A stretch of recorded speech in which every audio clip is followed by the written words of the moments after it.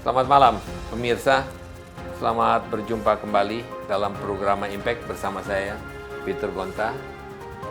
Untuk kali ini, pertama kalinya setelah pemerintah mengumumkan pandemi COVID-19 pada tanggal 9 Maret, kita memulai wawancara kita bersama narasumber yang dapat memberikan inspirasi ataupun keterangan mengenai apa yang sedang terjadi di Indonesia. Dan di dalam hal ini kita akan berbincang bersama dengan Menko Perekonomian, Bapak Airlangga Hartarto, yaitu Menteri Koordinator Bidang Perekonomian di Kabinet Indonesia Maju.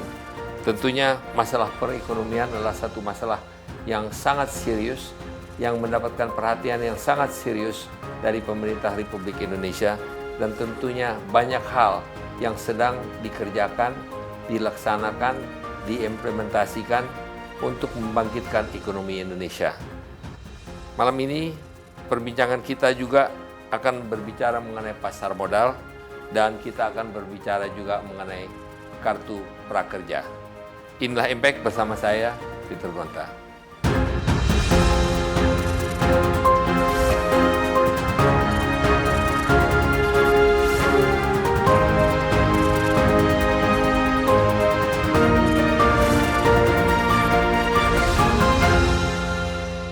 Bapak Airlangga Hartarto sebagai Menko Perekonomian.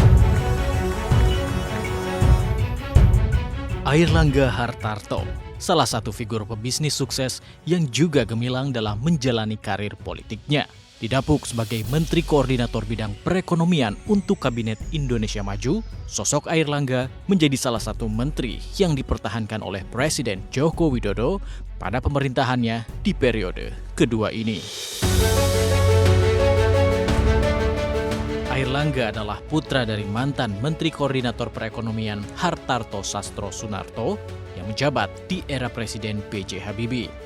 Ia lahir di Surabaya pada 1 Oktober 1962 dan menghabiskan masa sekolah dan masa remajanya di Jakarta.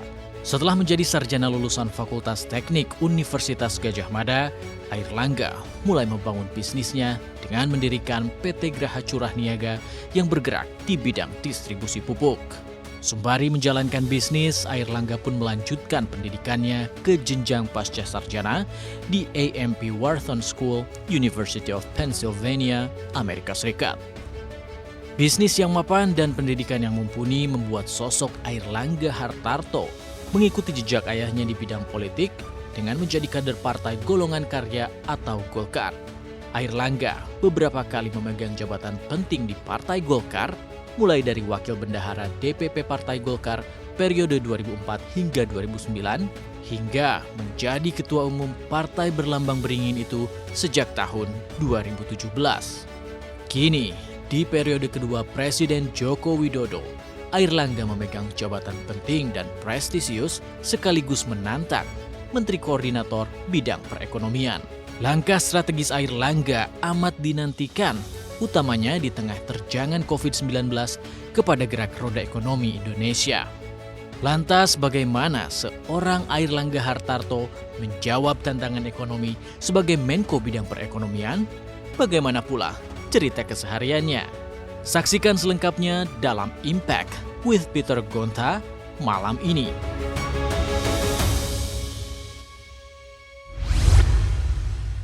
Pak Menteri, selamat malam. Malam, ambasador. Ambasador kan jabatan yang terus melekat. Sementara masih. Pak Menko, selamat malam. Terima kasih. Ini untuk pertama kalinya kita mengadakan wawancara sejak pemerintah menetapkan pandemi COVID tanggal 9 Maret yang baru lalu. Pak Menteri ingin bertanya, mulanya adalah seorang pengusaha, mulanya ikut di dalam usaha kepialangan, dan tentunya ini sangat berhubungan dengan ekonomi. Tidak banyak orang yang mengetahui itu. Banyak orang yang menanyakan Airlangga Hartarto menjadi Menko Perekonomian. Sementara waktu sebetulnya background daripada perekonomian dan bisnis sebetulnya sangat melekat pada diri Pak Menko. Saya ingin menanya, bagaimana merasakan perbedaan antara seorang menteri, seorang Menko, dan pada waktu masih menjadi pengusaha? Ya, jelas kalau pengusaha didrive oleh profit and loss. Sedangkan kalau untuk jabatan publik, itu mungkin lebih kepada kepentingan stakeholder dan lebih kepada makro, jadi lebih kepada kepentingan publik. Nah, tentu itu kacamatanya berbeda sekali, Pak Peter. Tantangan yang berbeda? Tantangannya berbeda, karena kalau kita bicara korporasi, itu seluruhnya bisa digenjot, bisa diberikan akselerasi, bisa ditambah modal, bisa di leverage, dan capaiannya tuh, indikatornya tuh cepat kelihatan, bahkan bisa dimonitor month to month atau week by week. Akhir hari juga, akhir hari kerja, mulai perdagangan pagi, sore pun kita sudah bisa lihat apa yang menjadi hasil daripada perdagangan pada hari itu. Kalau perdagangan kan bisa kelihatan, artinya tidak fluktuasinya tetap terlihat, tetapi kalau swasta kan, apalagi kalau di sektor keuangan, itu naik turun selalu mendapatkan revenue. Pemerintahan? Pemerintahan tentu kita melihat beberapa faktor, sehingga faktor yang paling penting di dalam performance pemerintah adalah co-production. Nah, co-production itu dilakukan oleh stakeholder. Jadi pemerintah bisa mengambil sebuah kebijakan, tetapi apabila operasionalisasi, istilah yang sering disampaikan oleh Bapak Presiden, maka kalau operasionalisasi tidak terjadi, maka co-production itu tidak terjadi. Nah, co-production ini yang dihasilkan oleh stakeholder, terutama kalau di sektor perekonomian. Nah, tentu co-production-nya itu mencakup juga ketersediaan tenaga kerja, kemudian masuknya tenaga kerja terampil, ataupun kita melakukan persiapan maupun pelatihan agar tenaga kerja itu terampil dan match dengan kebutuhan. Nah, itu bagian yang tidak mudah yang dilakukan oleh pemerintah. Tadi Pak Menko mengatakan co-production. Kalau co-production yaitu ada beberapa pihak yang banyak bekerja pihak sama. yang bekerja sama Ya. untuk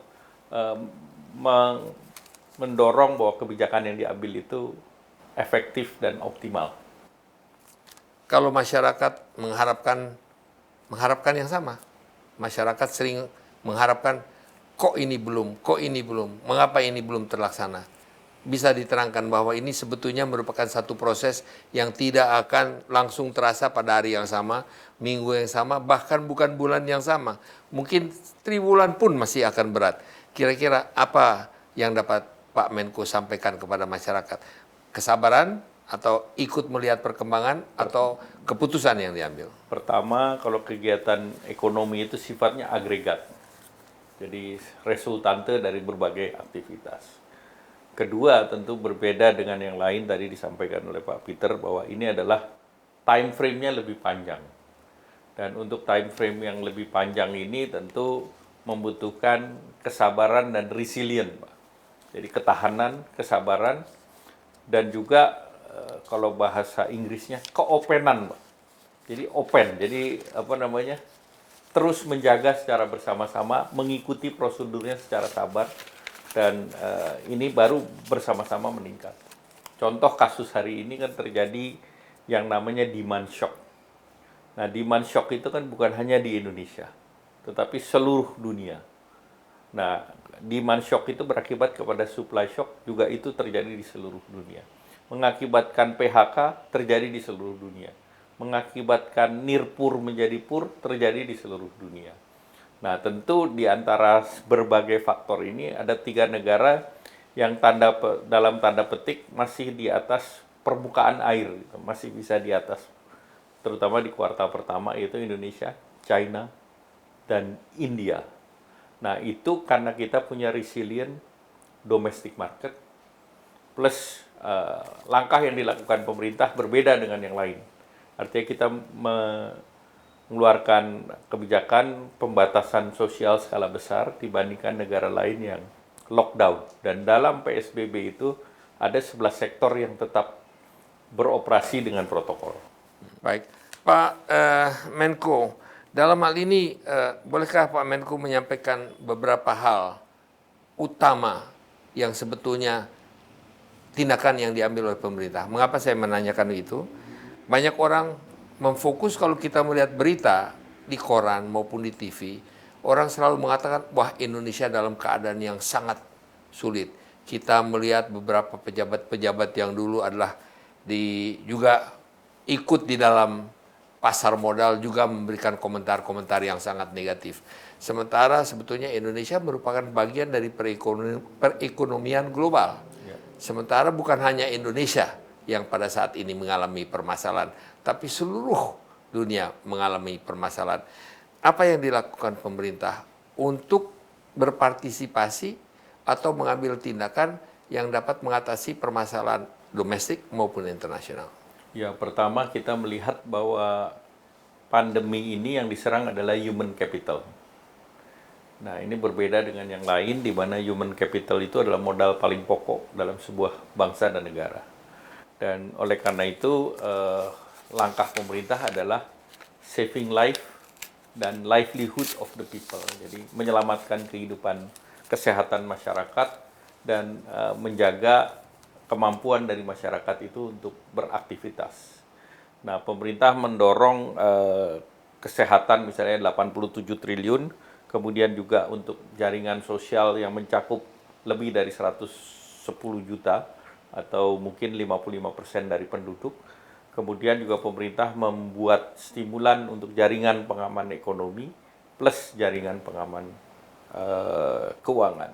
Sehingga pemerintah itu melakukan kebijakannya di depan, ahead of the curve, sebelum kejadian itu terjadi.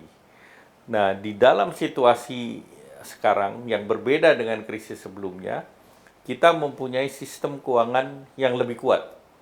Di tahun 98, permasalahan kita pada sistem keuangan, kemudian korporasi over leverage, kemudian juga UMKM tidak masalah.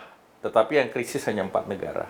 Di 2008 kita bicara subprime mortgage, kita tidak punya regulasi subprime mortgage. Sehingga tentu pada waktu itu yang terjadi adalah sentimental daripada pasar, di mana seluruh perbankan melakukan blanket guarantee, Indonesia tidak. Walaupun Indonesia stock marketnya pada waktu itu dalam tanda petik terjerembab. Nah, sekarang ini agak berbeda karena kita finansialnya kuat, kemudian korporasi juga tidak over leverage, kemudian rupiah relatif yang terparah itu seluruhnya di tanggal 30 Maret 1 April. Di mana pada waktu itu stock market pun turun di indeksnya sekitar 3.000-an. Tetapi per hari ini orang sudah melihat there is a light at the end of the tunnel. Dengan adanya kebijakan new normal, itu sektor-sektor mulai picking up. Nah, dari sektor picking up itu kita punya indeks juga sudah mencapai 4.900. Kelihatan ada harapan. Itu kelihatan. Dan ini berbeda, Pak. Kalau 2008 kemarin agak lama stock marketnya recover. Pertanyaan saya tadi, yaitu adalah bahwa Indonesia, sebelum kita break jeda untuk mendengarkan pesan-pesan sponsor, Indonesia mempunyai masalah, tapi Indonesia tidaklah satu-satunya negara. Seluruh dunia mengalami masalah. Jadi di sini tentunya keterangan atau penerangan yang diberikan kepada masyarakat apakah cukup, kurang, atau perlu diperbaiki? Penerangan terhadap masyarakat selalu perlu diperbaiki karena masyarakat perlu diupdate dengan situasi terkini Global. dan situasi global. Karena masyarakat berpikir ini cuma hanya Indonesia aja yang mengalami ini. Padahal sebetulnya dunia, bahkan banyak bagian dunia yang lain lebih bermasalah daripada kita. Kelihatannya penerangan ini kurang diberikan oleh pemerintah. Ya, tentu pemerintah perlu menambah karena more is always better than less.